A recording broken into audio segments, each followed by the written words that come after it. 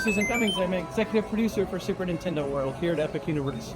Let's start by talking about the research aspect of playing video games, maybe potentially your whole life and bringing something like this to life. Yeah, you're talking to me, but there's literally hundreds of folks who worked on this project, and that's exactly what happened. I mean, they played video games their entire life, also Nintendo video games, and so they had a real sense of what needed to be included in the park in terms of interactivity, iconic locations, and characters.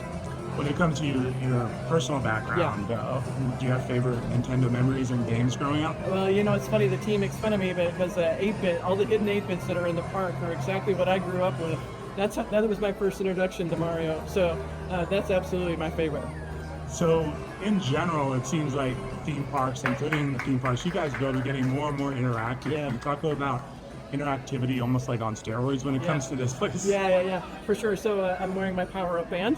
So you can have any experience in the park that you want. You don't need the power-up band, but it really does elevate your experience and the technology, just like you said. So you are able to participate in key challenges, which then open up different interactives. Nintendo was very clear that they wanted this land to be discoverable, so we want you to walk around, punch every block, try to collect as many coins as you can, and the power-up band allows you to keep track of your score compared to other guests in the park who have it not.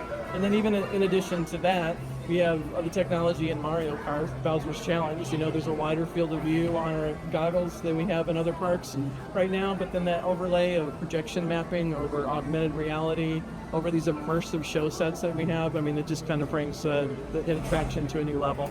In addition to that, there's also that tried and true Nintendo, easy to jump into, but challenging to be good. That's right. No, exactly right. And it's like that's one of the discussions that we had with Nintendo is that you needed these iconic locations, and it needed to be intuitive how you interacted with that land, because it's just exactly what you said. It's intuitive. You know how to interact with it, but it takes a little while to get good at it. And so we want you to come back and repeat your visit. Yeah, and when it comes specifically to Mario Kart, can you talk a little about that element, because you throw a lot of stuff at people very quickly. There's a lot of stuff, very quickly. Yeah, I have to be honest, even when the first couple of times I wrote it, it took some time to realize, in the queue, I'm learning how to play the game. The story's been set up for me, and so then I'm in the vehicle, and I was like, all right, what do I do? And so you get points by steering the vehicle in the right way, by avoiding things on the track, by throwing shells at the opponents. And so it just takes just so many levels to it. You have to ride it more than once to really understand and get your best story. The other thing is the dark ride aspect is so detailed. Yeah. You kind of miss a lot of that when you're focusing on the game and the augmented reality. Yes, that's exactly right. I gotta be honest with you. There's a couple of times that I've ridden it that I've taken the goggles off and just rode around to see the scenery, because there are some really beautiful show sets in there. Absolutely.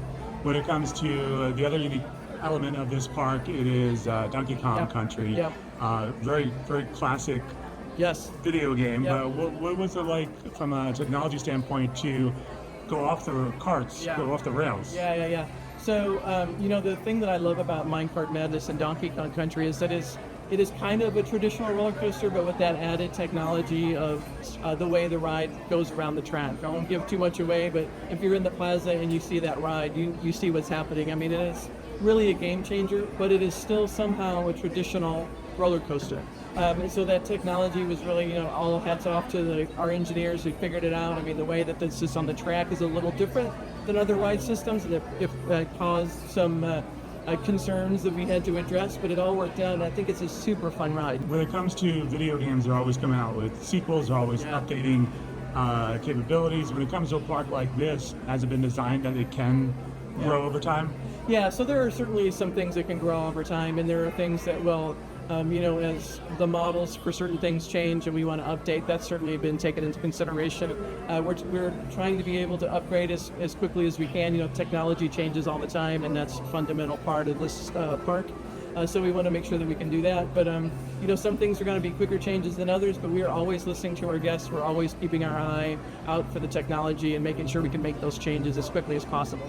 And even with the power-up bands, one of the things you can unlock later will be Halloween, Christmas, those types of things. Maybe. Get people come back. Maybe. I don't want to say too much. One thing I do want to say about the power-up bands you reminded me is that these are actually amiibo, so you can use those with your game system at home. So they'll connect right to your Switch. That's right. And Switch 2 probably, and June. Maybe. Cool, thank you very much. Hey, thank you.